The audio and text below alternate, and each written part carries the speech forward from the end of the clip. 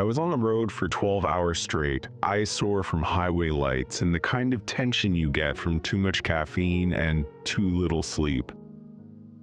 It was close to midnight when I pulled into a dusty roadside motel that barely looked open. The kind of place where the sign flickers and one of the O's in motel is burned out. Inside the lobby, there was no music, no scent, no life.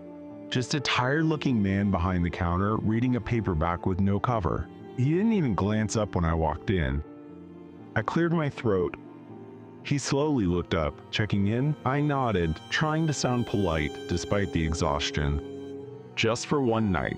He slid over a clipboard with a faded form. No ID check, no questions. After I filled it out, he reached under the desk and handed me a key card with the room number written in Sharpie. Room 313, he said, eyes already back on his book.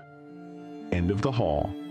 There was a weird pause, like he wanted to say more but didn't. I asked, "Is the elevator working?"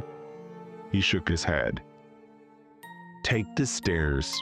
The hallway on the third floor felt like stepping into an abandoned wing of a hospital. Dimly lit, carpet that crunched in spots, wallpaper peeling like old skin. The air had this weight to it, like humidity mixed with dust and something sour. Room 313 was at the very end. The key card beeped green, but the door took a shove to open.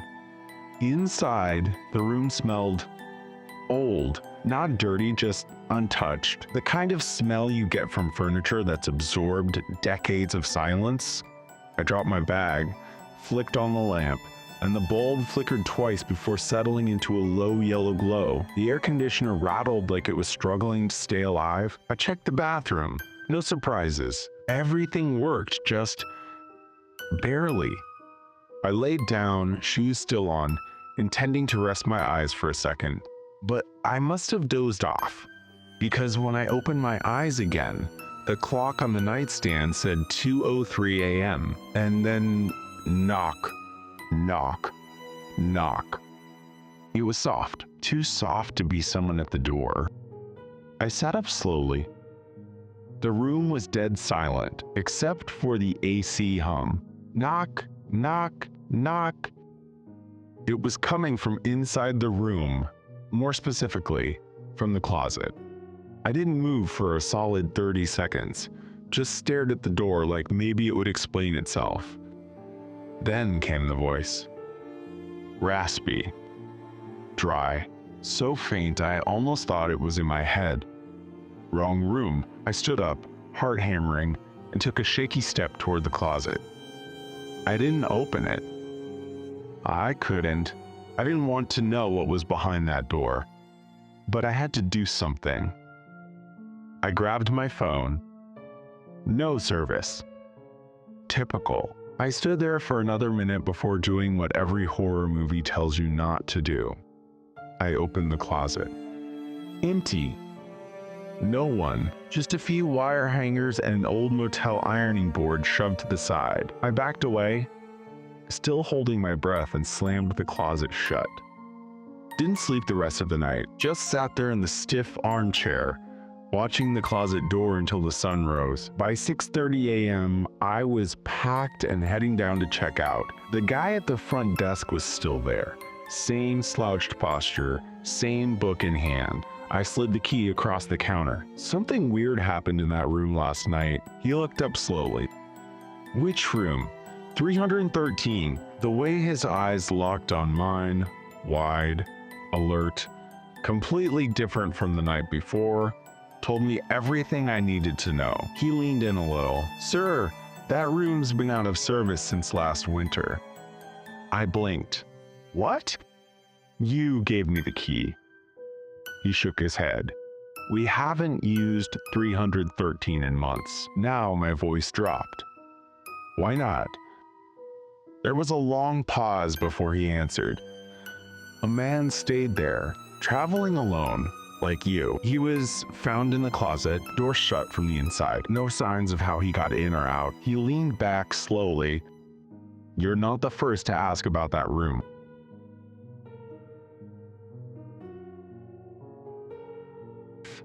I was 2 states away from home when my car started acting up. It was late, maybe close to midnight, and I was in the middle of a long stretch of rural highway. No streetlights, no cars, just the occasional flicker of a distant billboard or old gas station. Eventually, the engine gave out completely.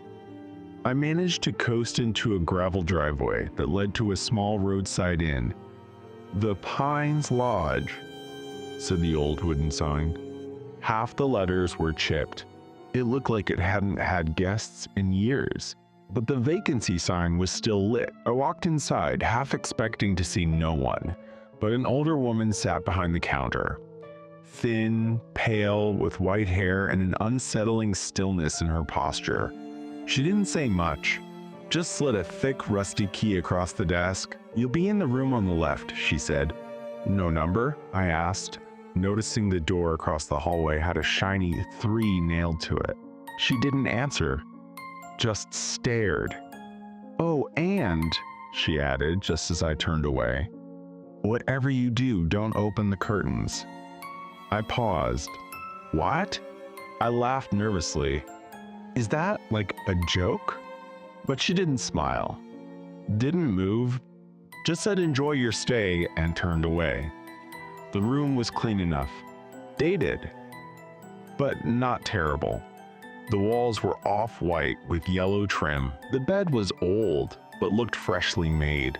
The bathroom was spotless, but the curtains, they were bizarre. They didn't just hang over the window. They were sewn shut, stitched down the center, like someone really didn't want them opened. I walked up and tried to peek through the sides, but the cloth was thick, heavy. Nothing came through. The room felt unusually cold, though the heater was running. I laid on the bed, staring at the curtains. Why would someone sew them shut? Was it something behind them, or something on the other side looking in? I tried to shake it off. Told myself it was just a creepy old lady and a weird old lodge, but that kind of thing gets in your head, you know? Around 2 a.m., I woke up. Not sure why. Just that kind of sudden, alert awakening you get when something isn't right. The air felt colder. Still, I sat up, rubbing my eyes. The room was quiet. Too quiet. That's when I saw it. A thin slit down the middle of the curtains, like someone had cut the stitches. I know I didn't do that. I hadn't touched them. I slowly got out of bed, every instinct screaming at me to leave. But instead, I walked up to the window, and I pulled the curtains apart. There was no window, just another room. It looked exactly like mine.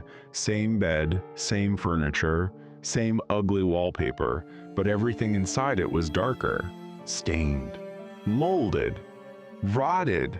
And in the corner, right by the glass, was a woman, standing, still, pale as moonlight, eyes wide open.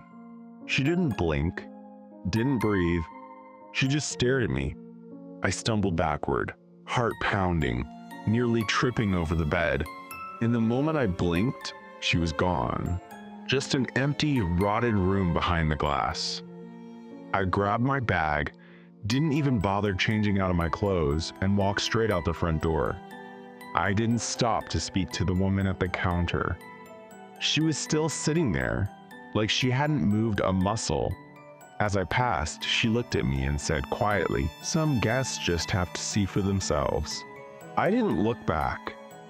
I got in my car, turned the key, and it started perfectly, like it had never broken down at all. I drove until the sun came up.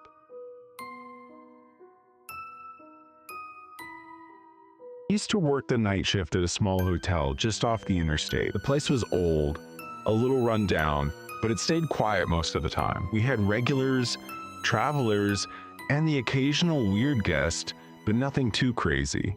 Until room 207. Wasn't haunted officially or anything. There were no stories passed around by staff. But the moment I stepped inside to clean it for the first time, something felt off. The mirror. It hung across from the bed, huge. framed in chipped brass. The glass had this strange tint to it, slightly darker than it should have been, like it was reflecting a different kind of light. I didn't think much of it until the guests started complaining. The first guy came down around 2 in the morning, pale, shaking. "There's someone in my room," he said, "in the bathroom mirror." I asked if someone had broken in, but he just shook his head. "She's not real, but she's there." I went up with him. The room was empty, of course. Bathroom clean. Nothing weird, but the guy wouldn't even look toward the mirror. He checked out an hour later without asking for a refund. I didn't report it. We were short-staffed, and I didn't want to deal with paperwork. But I remembered it, and then it happened again. About a week later, a woman came to the front desk. "Same thing. I saw her," she whispered, "in the mirror." She smiled at me. I asked who. She didn't answer, just took her keys, grabbed her things, and left. So I started watching that room, kept track of who stayed in 207. Some guests were fine. Others left early. A few complained the mirror gave them a headache or made them feel sick. One woman said it moved when she wasn't looking, but nobody ever said the word ghost. Not out loud. One night, about 2 months in, I got curious. Stupid curious. The hotel was empty off-season. We had maybe 3 guests in the whole building. I grabbed the master key and let myself into 207 just past 3 a.m. The room was quiet. The air felt heavier than the rest of the hotel, like the air conditioner wasn't working properly, even though I heard it running. I sat on the edge of the bed, faced the mirror. Nothing. Just my reflection. Dim lighting, the faint buzz of the vending machine down the hall. But then I noticed something strange. The mirror was reflecting the entire room, except me. I stood up, sat back down, waved my hand. Nothing. I turned around to leave, and that's when I saw her. In the mirror, standing right behind me, long, black hair, tangled, a hospital gown clinging to her thin frame, eyes sunken, dark. And the worst part, she was smiling, a wide, unnatural smile, like her cheeks were being pulled by invisible hands. I spun around. The room was empty. I turned back to the mirror. She was closer. I didn't wait. I bolted out of the room, nearly slipping on the waxed hallway floor. I didn't lock the door. Didn't care. I just ran back to the front desk and sat there until my shift ended, staring at the lobby mirror the whole time just to make sure she wasn't following me. After that, I refused to go into room 207 again. A month later, management replaced the mirror during renovations, said it was too heavy to be safe. But I still think they knew, and every once in a while, I'll pass by a mirror in a hotel or a hallway or an elevator, and for just a second, I'll catch a glimpse of her, still smiling, still waiting. If you enjoyed these chilling tales and want more true horror stories from the shadows, don't forget to hit that like button, subscribe to Hauntica, and tap the bell icon so you never miss what's lurking next. Your support helps keep the darkness alive and the stories coming.